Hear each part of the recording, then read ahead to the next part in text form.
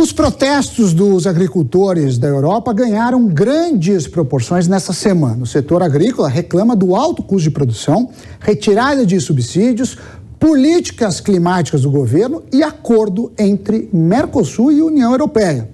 Na França, os produtores rurais continuaram os massivos protestos da semana passada. E dessa vez, o setor agro bloqueou as principais rodovias que dão acesso à capital Paris. Os agricultores também impediram o trânsito no maior mercado atacatista agrícola da Europa.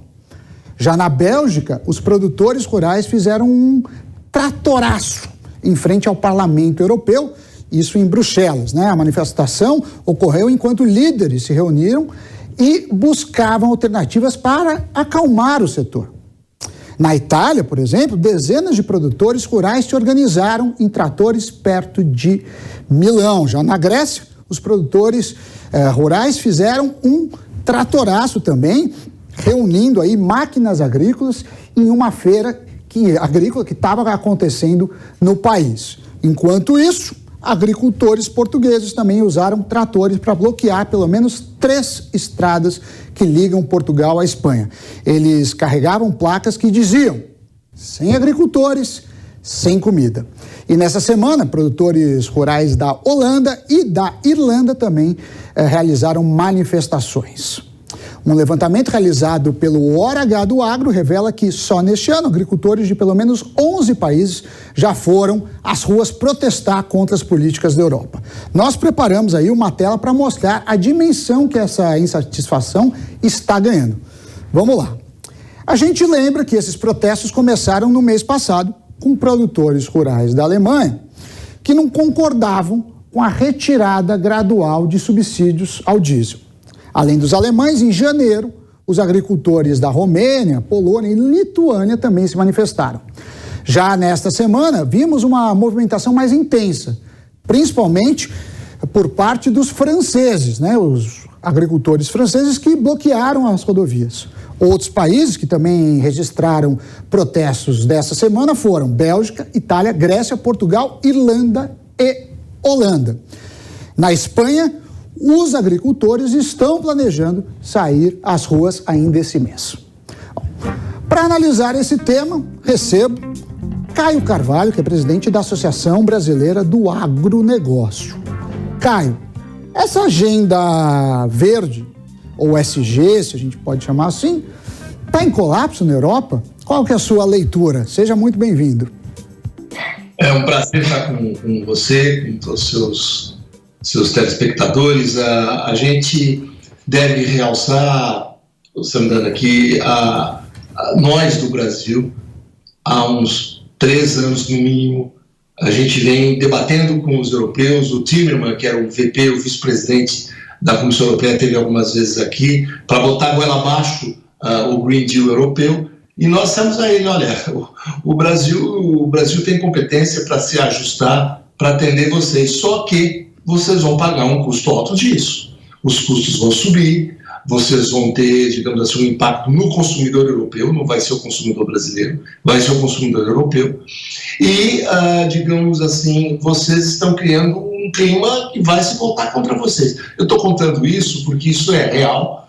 E ele até, num determinado momento, o Samdana disse assim: não, vocês têm que me ajudar a falar com os consumidores europeus e explicar para eles que o mundo tropical é diferente do temperado, aquela coisa política. Depois ele foi candidato e graças ao bom Deus ele perdeu a eleição. Mas, de qualquer modo, a verdade é que o custo aumenta com uma série de medidas que eles estão tomando. O Samdana, há limites para tudo. Há limites até para o verde, vamos chamar assim, né? Eles abusaram disso, passaram do limite. Não aprovam mais produtos químicos, eliminaram uma série de produtos químicos, de tal forma que deixaram em pânico o agricultor, que teve sua queda de produtividade. Na medida em que perdeu produtividade e aumentaram os custos, eles passaram a ter uma reação muito forte, e no meio disso, depois de 20 anos, vem o acordo do Mercosul e Europeia, que entra no meio dessa discussão e, portanto, digamos assim, teve uma reação sempre da França. Devo dizer, historicamente, a França é o grande protecionismo europeu, mas com o apoio da Alemanha e de outros países. De qualquer modo, a gente está vivendo agora, realmente lá na Europa, uma crise importante. E aí, você comentou, o Macron deu umas declarações essa semana, falando que precisa rever o acordo com o Mercosul, mas eu ia te perguntar o seguinte: qual é o impacto, qual é a interferência disso que está acontecendo na Europa, nos preços internacionais e principalmente no agro brasileiro? Você faz esse panorama para a gente? Claro. Para a Europa, para o consumidor europeu, vamos dizer assim, hoje, exatamente agora, não está acontecendo nada, tanto é que não são eles que estão reclamando, tá certo? Para o produtor, eles andaram eliminando, digamos assim, alguns suportes que faziam. Por outro lado, digamos assim, deram a entender que esse acordo poderia acontecer. Havendo esse acordo, haveria produto, digamos assim, competitivo entrando na Europa, de tal forma que haveria uma redução muito provável que interessava também a população, que é a redução de inflação de alimentos, né? Então, em teoria, vamos dizer assim, o que a gente está vendo lá, principalmente, é uma série de coisas, Samidana, que estão no Green Deal europeu, ou seja, eles estão criando uma série de aspectos, pressionando o produtor local e pressionando o produtor brasileiro, argentino, mas também muito local. Nós estamos reagindo no nosso nível e eles agora começaram a reagir no nível deles. O que acontece no Brasil? Samidana, faz 20, 30 anos que a gente vai continuar a fazer o que a gente faz. A gente produz competitivo, eles não têm o que precisam como um todo, continuam importando, como há 20 anos eles importam. Com esse acordo, haveria uma janela um pouco maior. Por quê? Porque a visão do governo, e aí é muito visão de governo, é que, como perspectivas, vamos dizer assim, eles vão precisar importar mais. Pois bem, nessa linha, os governos europeus estão com muita dificuldade, digamos assim, de manter esse nível de subsídios que eles estão mantendo. E com inflação e com juros, digamos assim, para o produtor, os juros altos, óbvio que os custos estão pesando muito. Então, no curtíssimo prazo, eles estão sem margem, mesmo com proteção. Aí explica essa reação desmesurada, digamos assim. Mas, de algum modo, passou do ponto, Samidana, passou do ponto, digamos assim, a discussão do mundo verde europeu. A gente tem que levar, e eu queria também te questionar o seguinte: existe aí, acho que não só no Brasil, a ideia errada que o grande vilão do clima é o agro, né? E a gente vê que esse discurso parece ter ganhado mais força na Europa nos últimos tempos. Aí tem umas propostas que eu diria, como economista, bastante heterodoxas e que tem tudo para dar errado. Por exemplo, vamos estatizar fazendas na Holanda, né? A gente viu planos para abater vacas na Irlanda, né? Tentativas para taxar as emissões de gases de animais na fazenda. E o que passa, né? Porque a gente deveria ter evoluído, né? As pessoas deveriam ter essa ideia, tá? Você quer fazer uma produção mais verde, isso tem um custo, em alguns países fica inviável. Quanto que você topa pagar mais para ter essa agenda? Normalmente as pessoas falam assim: não, eu quero ser verde, eu não quero, né? Eu quero ser ESG, mas eu não quero pagar nada mais, principalmente em país pobre. E aí como que você faz essa leitura?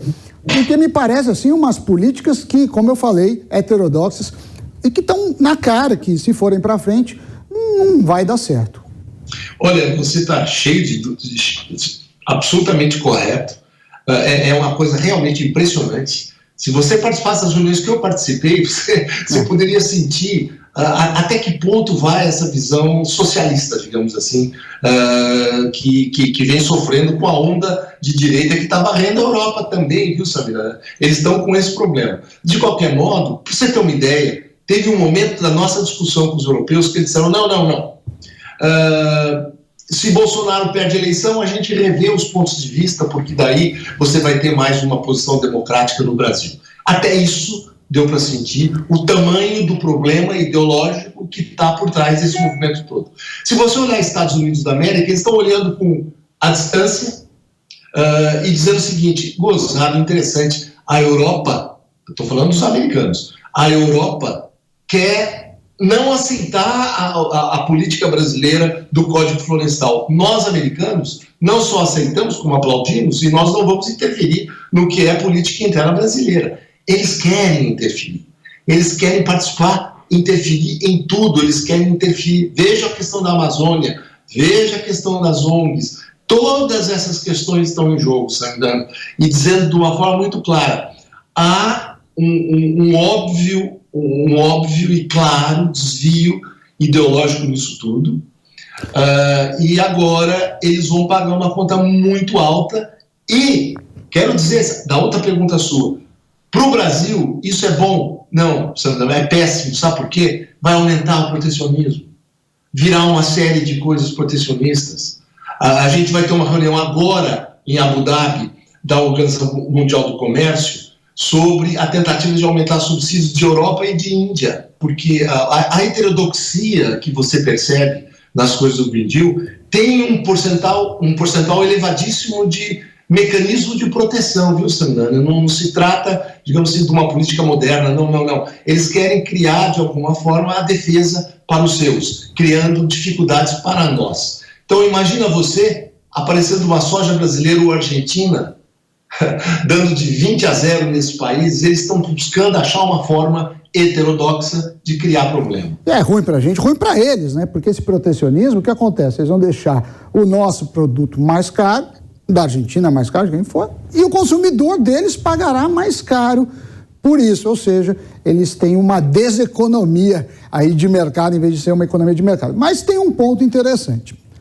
Em 4 meses, cara, a gente vai ter eleições para o Parlamento Europeu, né? E aí as políticas agrícolas são decididas. E quem vota nessas eleições são os estados, que são membros disso. E aí eu te pergunto, você vê alguma mudança com essas eleições? A gente deve ver uma mudança de rumo ou provavelmente continuarão nesse caminho que, como você mesmo falou, é preocupante. Eu também vejo dessa forma. Tem 2 lados na sua pergunta importantes. Um lado é, digamos assim, a onda, digamos assim, liberalizante ou de direita que vem varrendo a Europa e, na minha opinião, vai continuar. O outro lado é o ambiente interno. Esse movimento que nós estamos vendo aqui de tratores, etc., amanhã... Sim, é Bélgica isso, me parece, né? Vai ser o povo na rua reclamando de custo de vida, reclamando das políticas. Então, eu acho que o processo na Europa está começando. É preocupante. Então, quer dizer, as notícias, infelizmente, não são tão animadoras para o produtor brasileiro, né? A gente deveria trabalhar nisso. E a nossa equipe política? Porque muitos desses casos, seja envolvendo o Mercosul ou mesmo os produtos brasileiros, são feitos pela diplomacia. A gente está bem preparado, a diplomacia no Brasil, que é tida como, historicamente, como algo que vai bem. A gente tem um corpo para fazer esse trabalho e ajudar os produtores, os empresários do agro brasileiro? Nós temos lá na BAG e com as outras entidades do agro, nós temos uma preocupação grande. De um tempinho para cá, nós estamos forçando uma lógica de coordenação de esforços, principalmente, digamos assim, para levar lá para fora a realidade brasileira. É óbvio que há uma coisa, nós não somos inocentes, que é interesse deles. Mas há um problema grave de narrativas do que faz o Brasil, da imagem, do que faz, etc. Nós temos que fazer isso, nós vamos fazer.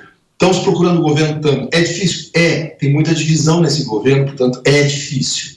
Mas a gente está assumindo nossa parte nesse processo. Eu mesmo, pessoalmente, com a BAC, estou indo na reunião ministerial, não é de privado, é uma reunião de governo, mas eu estou indo no bastidor, ficando com eles, com o setor privado, para debater essa loucura de Índia e de União Europeia. Agora, esse processo do agro, vamos dizer assim, de um tempo para cá, de um ano para cá, a gente tem recebido apelidos por parte do governo, que são obviamente muito negativos, e que espelham uma questão de ideologia que nós, A nossa ideologia é com a terra. A gente acorda bem cedinho, enfrenta tudo que é clima, todos os riscos de produção, o nosso negócio é produzir. O Brasil tem a balança comercial, Samir, você sabe disso, 50% dos resultados nossos são do agro. Os outros 25% da balança comercial são de minérios. Nós estamos falando que 75% é agro e minérios. Commodities. Pois bem, então é óbvio que se um governo fosse atuar no sentido de defender aquilo que lhe é vital, deveria ser nesse campo, mas não está sendo assim. Bom, espero aí que você tenha sucesso nas reuniões e consiga aí levar essa importante pauta, não só para o agro, mas para a economia brasileira como um todo. Caio Carvalho, presidente da Associação Brasileira do Agronegócio, meu muito obrigado pela sua participação aqui no Hora H do Agro.